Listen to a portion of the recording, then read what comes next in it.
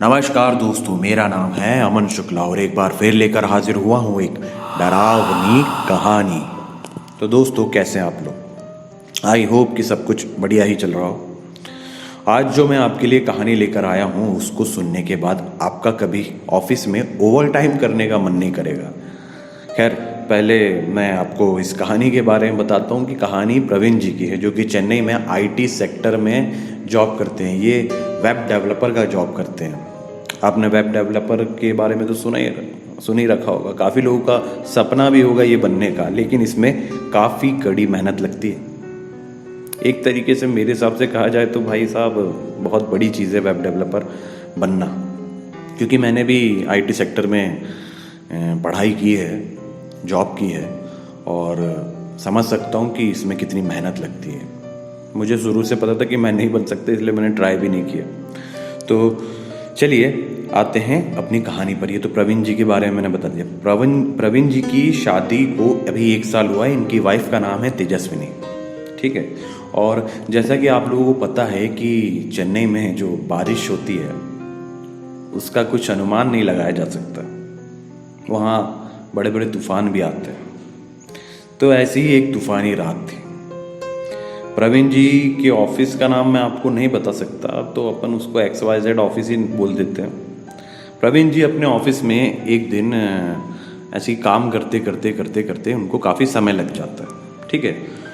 और क्या होता है कि प्रवीण जी के दिमाग में ना अपने घर परिवार की काफ़ी बातें चल रही होती है। क्योंकि क्या हुआ कि प्रवीण जी और तेजस्विनी जी की जो शादी है, शादी को अभी 1 साल ही हुआ है, लेकिन ना घर वालों और मतलब माँ बाप, परिवार वाले और बाकी काफ़ी लोगों का जो प्रेशर होता है ना कि शादी को 1 साल हो गया, अभी तक तुमको बच्चा नहीं हो रहा है। और इन लोगों के साथ कुछ ऐसी सीरियस प्रॉब्लम थी भी, जिस वजह से ये बच्चा अपना नहीं कर पा रहे थे।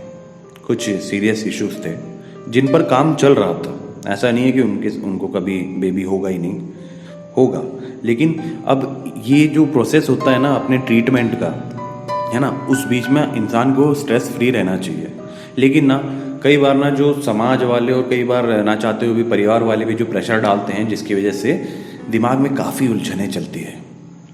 इस समय प्रवीण जी जब अपने ऑफिस में काम कर रहे हैं तो इनके दिमाग में ये सारी उलझनें भी चल रही है। वेब डेवलपर का काम जो होता है ना वो काफ़ी सेंसिटिव होता है, और इतना सब कुछ दिमाग में भरने के बाद ना प्रवीण जी काम कैसे कर रहे हैं ये वही जानते हैं, क्योंकि जिस पे बीतती है वही जानता है। अब ये प्रवीण जी के दिमाग में यही सब चल रहा है और वो अपने काम में लगातार लगे हुए हैं। आज उन्होंने सोचा था कि मैं थोड़ा ओवर टाइम कर लूँगा, लेकिन ये काम ख़त्म करके ही जाऊँगा। तो काम करते करते करते कब 9:30 बज जाते हैं रात के, पता ही नहीं चलता।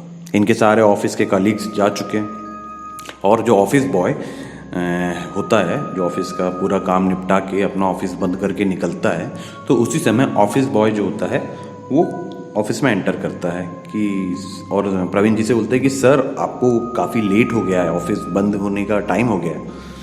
तो प्रवीण जी एकदम से घड़ी देखते हैं कि यार 9:30 बज गए, पता ही नहीं चला। अब जो ऑफिस बॉय है उनका नाम होता है चंपक।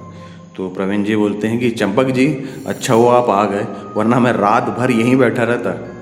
तो चंपक जी मुस्कुराते हुए बोलते हैं कि सर बैठना तो आपको अब भी पड़ेगा।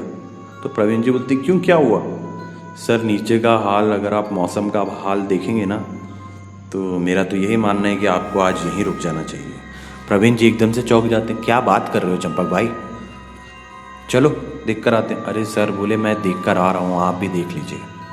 तो प्रवीण जी को भरोसा नहीं होता, वो जाके देखते हैं नीचे चारों तरफ पानी भरा होता है, बादल गरज रहे होते हैं, लगातार बारिश हो रही होती है। प्रवीण जी अपने ऑफिस में काम कर रहे होते हैं तो इन्हें समझ में नहीं आता।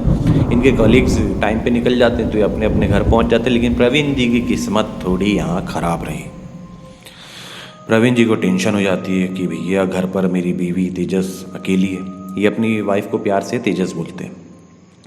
तो प्रवीण जी सबसे पहले अपना मोबाइल निकाल के तेजस्विनी जी को कॉल करते हैं, तो पाते हैं कि मोबाइल में नेटवर्क भी नहीं। खैर ये सब तो आम बात है, जहाँ बारिश, बाढ़, ये सब माहौल हो जाता है तो वहाँ पे अधिकतर चीज़ें ऑफ ही हो जाती है। बस खुशकिस्मती की बात तो ये थी कि इनके ऑफिस में लाइट तो थी। तो अब ये सोचते हैं कि एक काम करता हूँ, ऑफिस के टेलीफोन से जाकर तेजस को फ़ोन करके बता देता हूँ कि तुम खाना खा के घर पर ही रहना, आराम करना, कहीं बाहर निकलने की ज़रूरत नहीं है। ये अपने ऑफिस जाते हैं, ऑफिस में जाकर अपनी वाइफ को कॉल करते हैं। तेजस्विनी जी फ़ोन उठाती हैं और प्रवीण जी कहते हैं कि तेजस सब ठीक है? तो तेजस्विनी जी बोलती है कि मैं तुम्हें कब से ट्राई कर रही हूँ कॉल करने की, लेकिन तुम्हारा कॉल है कि लग ही नहीं रहा है। और तेजस्विनी जी जो हैं तो काफ़ी परेशान नज़र आ रही है। तो प्रवीण जी बोलते हैं कि तेजस, परेशान होने की बिल्कुल ज़रूरत नहीं है, मैं ऑफिस में हूँ, सही सलामत हूँ, बढ़िया हूँ, तुम खाना खाओ और आराम करो और घर से बाहर निकलने की बिल्कुल ज़रूरत नहीं है। यार तो तेजस जी बोलती हैं कि मैं भी तुमको यही कह रही हूँ कि घर से, अब ऑफिस से बाहर मत निकलना, क्योंकि बाहर तुमने माहौल देख ही लिया होगा। तो प्रवीण जी बोलते हैं हाँ, मैंने अभी अभी देखा। तो तेजस्विनी जी बोलती है कि तुम्हें इतना समय कैसे लग गया आज? तो प्रवीण जी बताते हैं कि यार एक तो ये अपने घर परिवार की बात है, ऊपर से तुम जानती हो मेरा वर्क कैसा है, कितना स्ट्रेसफुल है, और यही सब चलते चलते दिमाग में मालूम पता ही नहीं चला कि 9:30 कब बज गया। मैंने सोचा था ओवर टाइम करूँगा, लेकिन इतना भी नहीं। इनके ऑफिस से निकलने का टाइम एक्चुअली में 5 बजे का हुआ करता था, लेकिन ये इनको 9:30 बज गए। तो जायज़ सी बात है कि भाई पत्नी को टेंशन तो होगी। पहले तो तेजस जी ने सोच लिया था कि ओवर टाइम कर रहे होंगे, 7 बजे तक आ जाएंगे, लेकिन जब बारिश ने माहौल बिगाड़ा और नेटवर्क ने अपना काम नहीं किया तो ये यहाँ पे फंस गए। अब ये इनके साथ ये कंडीशन हो गई है। अब इतनी ही बात जब तेजस्विनी जी से प्रवीण जी की चल रही होती है तो होता क्या है, एकदम से कॉल डिस्कनेक्ट हो जाता है। प्रवीण जी बोलते हैं हेलो हेलो तेजस। वो फ़ोन काट के फिर से लगाने की कोशिश करते हैं, लेकिन अब फ़ोन भी डेड हो चुके हैं। बरसात की कृपा है भैया, बाढ़ बारिश की, है ना। तो अब ये पहुंच गए हैं एक ऐसी स्टेज में जहां पे अब ये सोच रहे हैं क्या करूं क्या ना करूं। प्रवीण जी बोलते हैं चंपक भाई, तो आज अपन दोनों ही अकेले हैं यहाँ पर? तो चंपक भाई बोलते हैं हाँ सर, मैंने टिफ़िन लाया है, आप मेरे साथ खाना खा लीजिए, उसके बाद हम सोचते हैं कि करना क्या है, यहाँ से कैसे निकलना है। तो प्रवीण जी बोलते हैं कैसे निकलना है का क्या मतलब, हम यहीं रुक जाते हैं ना नाइट में। तो चंपक जी थोड़ा घबराते हुए बोलती कि सर आपको ऑफिस के बारे में पता नहीं है क्या? तो प्रवीण जी बोलते हैं क्या ऑफिस के बारे में पता नहीं है, और मुझे मतलब क्या बात कर रहे हो, खुल के बोलो, घुमा फिरा के मत बोलो, जो बात है साफ साफ बोलो। तो चंपक भाई बताते हैं कि सर हमारे ऑफिस में ना भूत प्रेत का साया है। प्रवीण जी बोलते हैं कि भूत प्रेत का साया? क्या फालतू की बात कर रहे हो चंपक भाई? नहीं मतलब मैं कुछ भी मान लूँगा, मतलब आप मुझे डराने की कोशिश करोगे। हाँ पता है बाहर बाढ़ आ चुकी है, बरसात हो रही है, बादल गरज रहे हैं, तो अगर कोई कहानी सुनानी तो सीधे सीधे सुनाओ ना यार, थोड़ा टाइम पास हो। अब आप ऐसे मतलब मुझे उल्लू मत, बेवकूफ़ मत बनाओ। चंपक भाई बोलते हैं सर आप यहाँ नहीं रहते, लेकिन मैं यहाँ रहता हूँ। मैं नाइट में सामने नीचे का जो ताला लगाने के बाद जो शटर खींचता हूँ ना, उसके बाद मैं कभी ऑफिस के अंदर नहीं आता, बाहर ही रहता हूँ। लेकिन आज इस भारी भरकम बरसात के कारण मुझे भी यहीं रहना पड़ा गया। वो तो भला हो आप कि मैं ऑफिस चेक करने ऊपर आ गया एक बार, वरना मैं गेट लगाकर कहीं ना कहीं बाहर निकलने वाला था, भले मुझे तैर कर ही क्यों ना जाना पड़ता।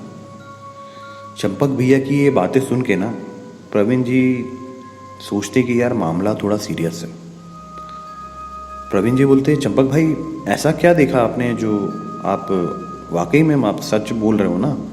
चंपक भैया बोलते कि हाँ सर मैं सच बोल रहा हूँ, इस ऑफिस में कई जगह एक काला साया देखा गया है। यहाँ तक कि एक बार की बात है कि लोगों ने सीसीटीवी में तक उस काले साए की हल्की सी परछाई देखी है। 2 महीने पहले की बात है, आपके यहाँ आने से पहले यहाँ पर एक एम्प्लॉय हुआ करता था आकाश।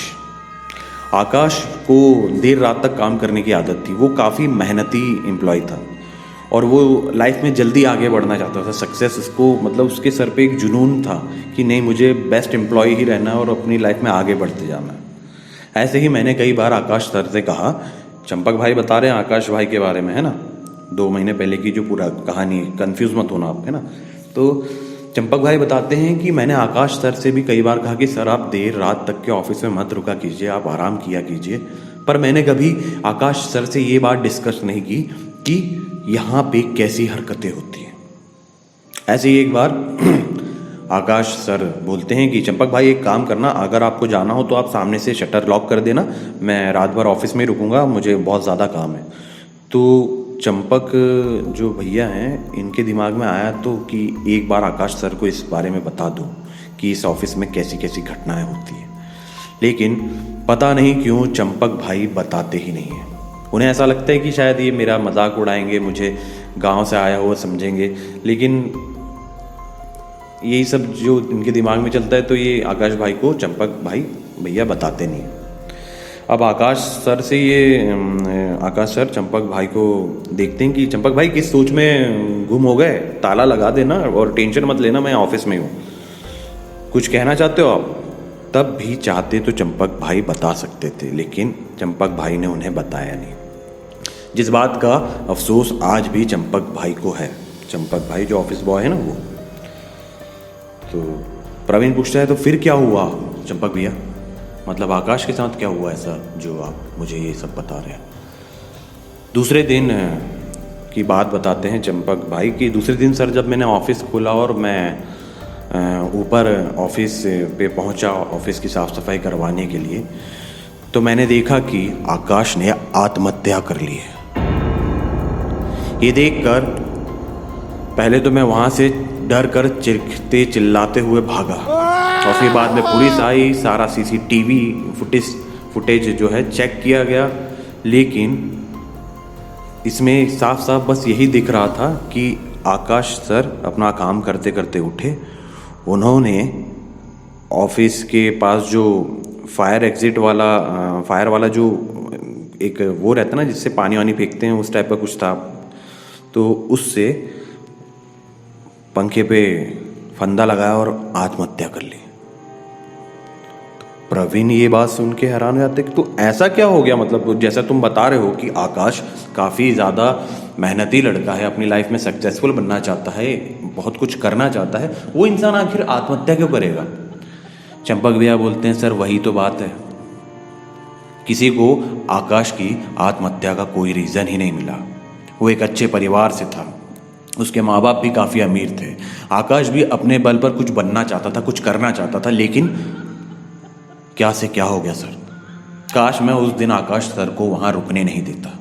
काश सर आप भरोसा नहीं करेंगे, चंपक भाई बताते हैं कि सर आप भरोसा नहीं करेंगे, लेकिन इस ऑफिस में कोई ना कोई ऐसा काला साया है जो इतनी बुरी नेगेटिविटी फैलाता है, इतनी नकारात्मकता फैलाता है, जिसकी वजह से इंसान को ऐसा लगता है कि इस जीवन में उसने कुछ नहीं किया, उसका ये जीवन व्यर्थ है, बेकार है, उसे आत्महत्या कर लेनी चाहिए। ऐसा कोई ना कोई फोर्स इस ऑफिस में मौजूद है जो इंसान को आत्महत्या करने पर मजबूर करता है सर।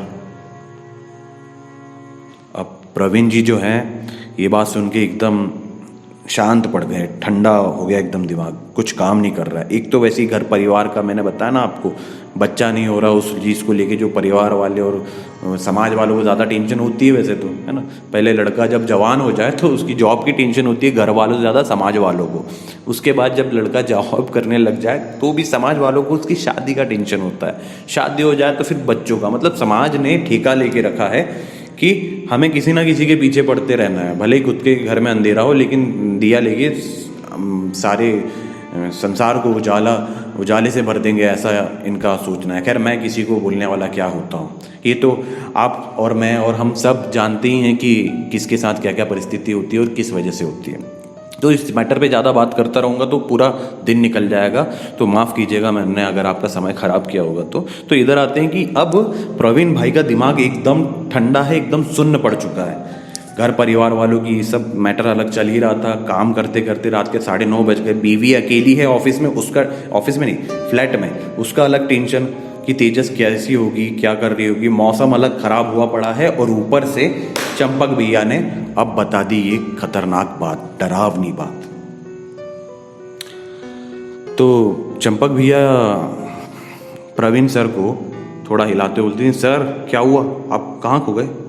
सर मुझे आपको डराने का बिल्कुल इरादा नहीं था, लेकिन मुझे एक बार जो मैंने गलती कर चुका हूँ ना, आकाश सर को ना बता के मैंने सोचा आपको बता दूं, और सर मेरा कहना तो यही है कि आप मेरे साथ ही रहिएगा, कहीं इधर उधर मत जाइएगा प्लीज़। अब क्या होता है कि ये सब मैटर अब बहुत ज़्यादा टेंशन भरा, मतलब डरावना भी हो गया है, क्योंकि बाहर लगातार बरसात होती जा रही है, होती जा रही है, होती जा रही है। और यहाँ ऑफिस में, इतने बड़े ऑफिस की बिल्डिंग में ये दोनों अकेले, नीचे पानी भरा हुआ है, कहीं जा भी नहीं सकते, किसी को बुला भी नहीं सकते। प्रवीण भाई बात अपना माहौल थोड़ा सही करने के लिए चंपक भैया से बोलते कि चंपक भैया छोड़िए ना अब ये सब बातें, चलिए अपन खाना वाना खाते हैं। तो ये लोग अपना जो खाना वाना रहता है, जो थोड़ा सा और बचा रहता है, ये और खाना खाते हैं और अपना बातों में लग जाते हैं। कि प्रवीण भाई पूछते हैं कि चंपक भैया आपको कब से ऐसा लगा कि ये ऑफिस हॉन्टेड है? तो चंपक भैया बताते हैं कि सर मुझे ये ऑफिस ज्वाइन किए करीबन साल 1.5 साल होते जा रहा है। तो मुझे शुरू के 5 महीने 4 महीने तो मैंने कभी ऐसा कुछ नोटिस नहीं किया था, लेकिन एक बार क्या हुआ कि हमारे ऑफिस में एक गुड़िया रह गई थी। मतलब गुड़िया मतलब बच्ची नहीं, मतलब चंपक भैया बोल रहे हैं एक लड़की के बारे में, जो ऐसे ही रात में अपना काम करते करते लेट हो गई थी। तो क्या होता है कि चंपक भैया जिस तरीके से प्रवीण जी को अपना ऑफिस बंद करने से पहले प्रवीण जी से मिलने आए कि सर टाइम हो गया है, आप बताते हैं कि है ना कि समय बहुत हो गया, वैसे ही चंपक भैया ऑफिस में गए और जाके देखते हैं। अभी इस गुड़िया का नाम है संजना।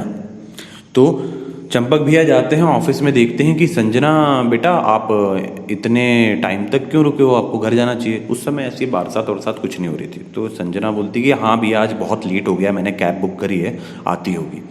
तो संजना बोलती है कि भैया आपको ऑफिस लॉक करना है तो आप ऑफिस लॉक कर दो, हम अपन दोनों नीचे ही चलते हैं।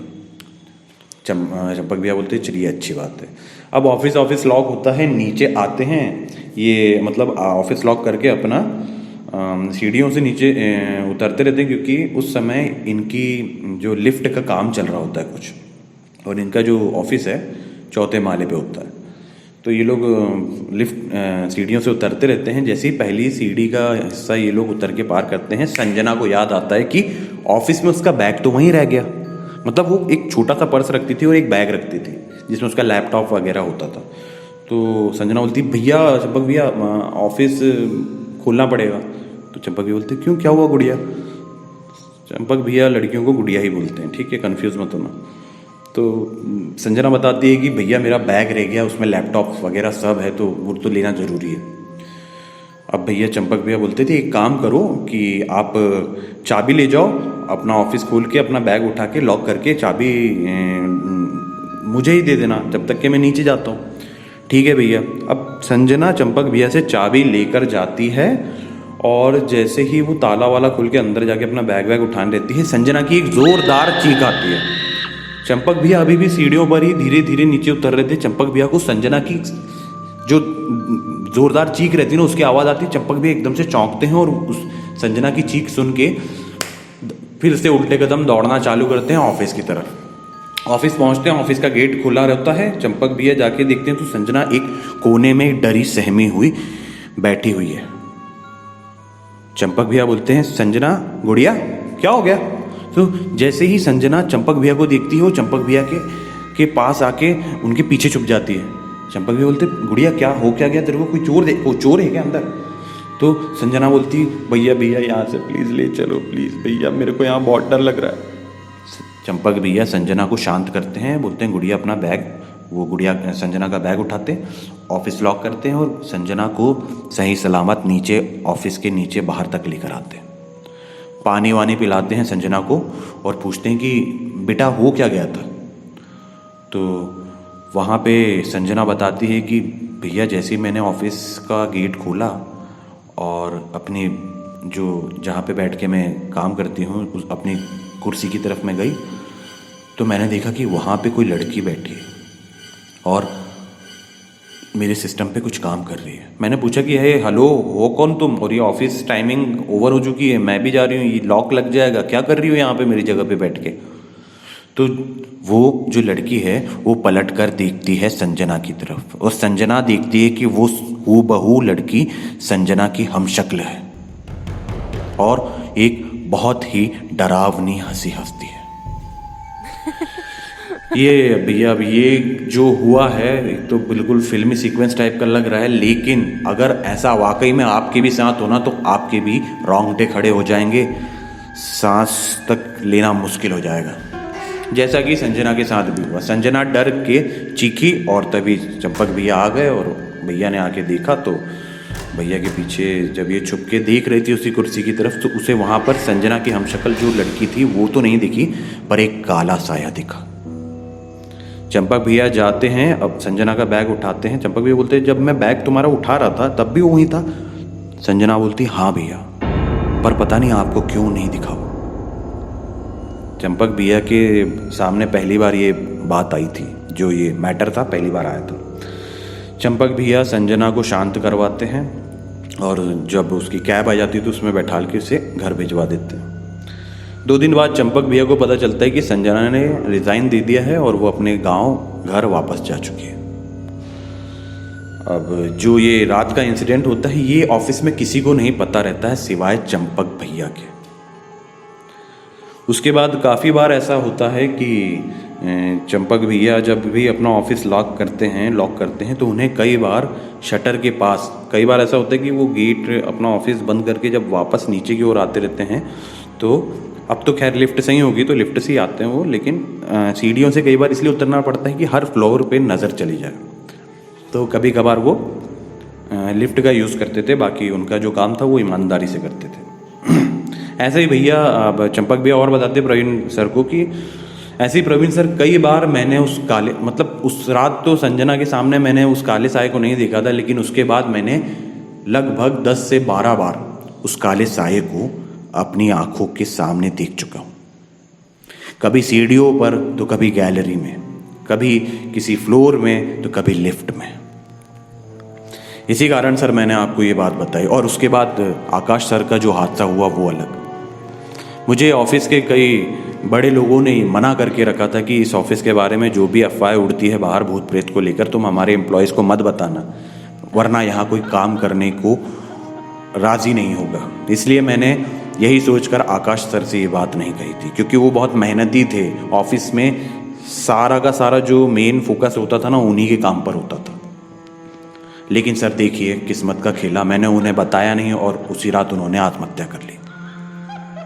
सर आप ही सोचिए, चंपक जी प्रवीण जी से बोल रहे हैं, सर आप ही सोचिए कि कोई इंसान जिसकी लाइफ में सब अच्छा चल रहा हो वो आखिर क्यों आत्महत्या करेगा। प्रवीण जी भी अब इस मैटर को लेके काफ़ी सीरियस हो चुके थे। तभी क्या होता है कि नीचे जो सीढ़ियाँ होती हैं, सीढ़ियों से कुछ गिरने की आवाज़ आती है, मतलब इस टाइप की। ये तो मैंने आपको चाबी की आवाज़ करके बताया, इसी टाइप की कुछ खनकने की, गिरने की आवाज़ आती। नहीं नहीं नहीं नहीं, नहीं पायल की नहीं, गलत मत समझना, पायल की नहीं। सीढ़ियों से जब कुछ गिरता है ना बहुत कस के, छन ठन ठन इस टाइप की आवाज़ आई चंपक भैया को। तभी चंपक भैया के साथ क्या होता है कि चंपक भैया तो बोलते हैं कि प्रवीण सर 1 मिनट में देख कर आता हूँ कि यहाँ पे शायद कुछ गिरने की आवाज़ है। तो प्रवीण सर बोलते हैं कि हाँ मुझे भी आवाज़ आई, आप देख लो और आ जाओ इधर ही, है ना। तो चंपक भैया बोलते हैं ठीक है सर मैं आता हूँ। अब चंपक भैया जब सीढ़ियों की तरफ जाते हैं ना तो ये पाते हैं कि ऑफिस की जो काम करने में कई लोगों को लगती ना सीढ़ी, वहाँ पे सीढ़ी गिरी पड़ी है। तभी क्या होता है कि ये चंपक भैया जाते हैं, सीढ़ी को उठा के ला के वापस उसकी जगह पर रख देते हैं अच्छे से, और ये काम करने में करीब इन्हें 15 मिनट का समय लग जाता है।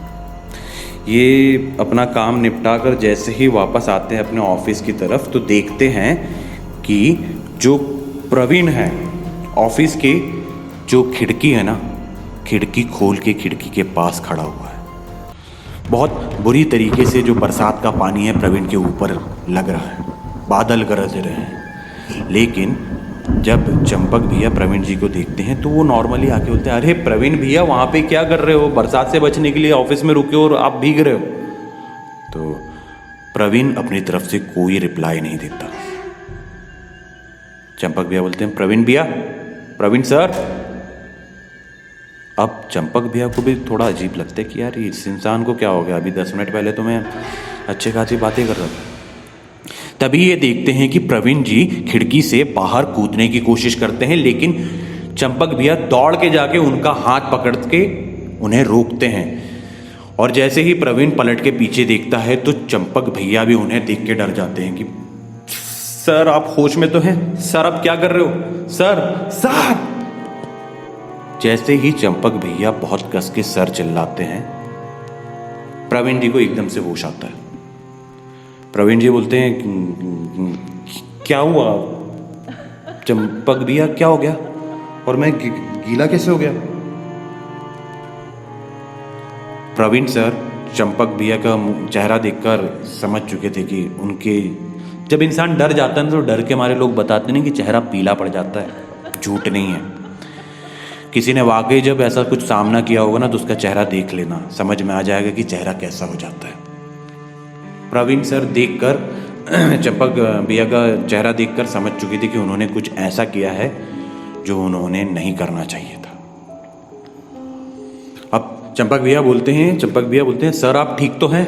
चंपक भैया अपने आप को संभालते हैं, उस डरी हुई अवस्था से निकलते हैं बाहर और बोलते सर आप ठीक तो हैं? तो प्रवीण बोलते कि हाँ भैया मैं ठीक हूँ, पर ये क्या हुआ मुझे कुछ समझ नहीं आया।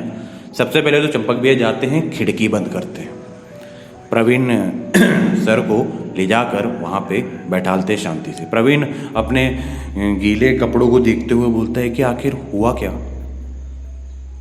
चंपक भैया बोलते हैं समझ में तो मुझे भी कुछ नहीं आया सर, आप वहाँ क्यों खड़े थे, क्या सोच रहे थे, अगर आपको कुछ हो जाता तो? तभी प्रवीण बताता है चंपक भैया से अपनी पूरी बात कि आप जैसे ही गए ना वैसे ही मुझे अपने घर परिवार की कुछ बातें याद आ गई। चंपक भैया बोलते हैं ऐसे भी क्या बातें सर, ऐसा भी क्या कि मैंने आपको पहले ही बताया था कि इस ऑफिस में काफ़ी ऐसी नकारात्मक शक्तियां हैं जो आपको कुछ भी बुरा करने के लिए फोर्स कर सकती है, फिर भी आपने मेरी बात नहीं मानी। खैर मेरी भी गलती है, मुझे आपको अकेला छोड़ना ही नहीं चाहिए था। खैर हुआ क्या था आप बताएंगे सर? तो चंपक भैया को प्रवीण सर बताते हैं कि एक्चुअली में प्रवीण अपनी पूरी पारिवारिक स्थिति जो बता देता है कि एक्चुअली में हमारी शादी को इतना टाइम हो गया है और हमें बेबी नहीं हो रहा था, तो हमने डॉक्टर को दिखाया तो मुझ में कुछ कमी है ऐसी जिसका भी ट्रीटमेंट चल रहा है, और घर परिवार वालों और समाज वालों को लगातार जो प्रेशर आते जा रहा है उस वजह से वही सब बातें मेरे दिमाग में चल रही थी। तभी मुझे किसी ने कहा कि प्रवीण मेरी तरफ आओ, तो मैं जाके खिड़की पर देखने लगा। खिड़की खोल के जैसे ही मैंने देखा तो मेरे दिमाग में अचानक चारों तरफ आवाज़ें गूंजने लगी कि तुम्हारी ज़िंदगी किसी काम की नहीं है, तुझसे एक बच्चा तक पैदा नहीं हो सका, परिवार वाले समाज वालों के सामने हम क्या मुंह दिखाएंगे, अपने घर परिवारों की बातें ताने, ये सब प्रवीण के दिमाग में गूंज रहा था।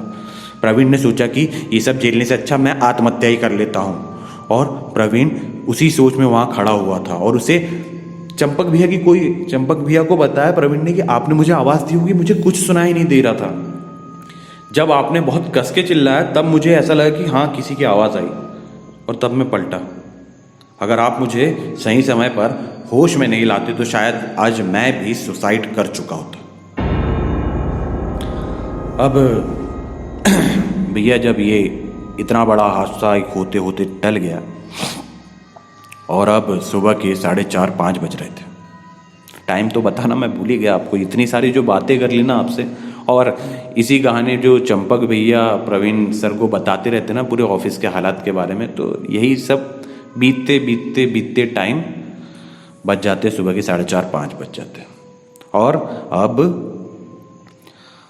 थोड़ा माहौल भी ठंडा हो चुका है, बरसात का जो पानी है वो भी धीरे धीरे नीचे उतर रहा है, और चंपक भैया और प्रवीण सर दोनों नीचे आकर हाल देखते हैं। चारों तरफ पूरा कीचड़ कीचड़, लेकिन हाँ अब पानी तो कम से कम इतना हो चुका है कि प्रवीण जी अपने घर जा सकते हैं। प्रवीण जी घर पहुंचते हैं और जाके अपनी बीवी के गले लग जाते हैं, और उनकी आंखों से लगातार टप टप टप टप करके आंसू बहते रहते हैं। तेजस्विनी जी बोलती कि क्या हो गया? प्रवीण जी खाली इतना बोल पाते हैं कि तुम नहीं होती तो मेरा क्या होता, मुझे माफ कर देना, मैंने तुम्हें रात में अकेला छोड़ दिया, आज के बाद मैं तुम्हें कभी भी अकेला नहीं छोड़ूंगा। क्योंकि प्रवीण जी को समझ में आ चुका था कि उनकी लाइफ की कीमत क्या है। और 15 या 20 दिन कुछ और वहाँ पे जॉब करने के बाद प्रवीण जी वहाँ से रेजिग्नेशन देते हैं और किसी दूसरी कंपनी में जॉब करने लग जाते हैं। हाँ, वही नोटिस वोटिस देते हैं और उसके बाद वो उस ऑफिस में काम करना ज़रूरी नहीं समझते या फिर अपनी लाइफ को ज़्यादा इम्पोर्टेंस देते हैं वो, और वहाँ से निकल जाते हैं। क्योंकि 1 महीने पहले से नोटिस देना होता है ना, इसीलिए तो ये नोटिस दे देते हैं। पर ऑफिस में इनको लगातार कुछ ऐसा नेगेटिविटी जैसी फीलिंग आते रहती है, जिसकी वजह से वो 15 दिन 20 दिन तो काम कर लेते, लेकिन उनसे नहीं हो पाता और वो सब छोड़ के दूसरी जगह जहाँ उन्हें अप्लाई किया होता है वहाँ पे अपना रिज्यूम देकर वहाँ पे सब सेटलमेंट अपना करवा लेते हैं, जॉब पकड़ लेते हैं। किस्मत इनकी अच्छी थी कि इनको सही अच्छी कंपनी में अच्छी जगह पर जॉब भी मिल जाती। तो दोस्तों, ये थी कहानी उस हॉन्टेड ऑफिस की। कहीं आप भी चेन्नई के उस हॉन्टेड ऑफिस में तो काम नहीं करते ना? खैर, अपने भगवान पे भरोसा कीजिए और लगातार अपने काम में लगे रहिए हैं। और मैं क्या बोलूँ, मैं बस इतना ही कहूँगा कि अगर आपके साथ भी ऐसा कुछ घटना होती है या फिर आपके मन में भी ऐसी कोई फीलिंग आती है, तो मेरा तो कहना सिर्फ यही है कि आप उस जगह से दूर हो जाइए और सबसे ज़्यादा अपने भगवान पर विश्वास कीजिए, क्योंकि ज़िंदगी में भगवान जो आपके लिए कर सकते हैं वो कोई नहीं कर सकता। आपके माता पिता आपके भगवान है और उनका ध्यान रखिए, ठीक है। अब ज़्यादा बातें नहीं बोलूँगा, बस इतना ही कहता हूँ दोस्तों कि अगर आपको ये कहानी वाकई में जेन्युइनली पसंद आई हो, आप अभी तक सुन रहे हैं, तो प्लीज़ मेरा चैनल प्लीज़ सब्सक्राइब कीजिए, कहानी को लाइक कीजिए, शेयर कीजिए, कमेंट करके हमें बताइए कहानी कैसी लगी और बने रहे मेरे साथ। मैं हूँ आपका दोस्त अमन शुक्ला और लाता रहता हूँ डरावनी कहानियाँ। धन्यवाद।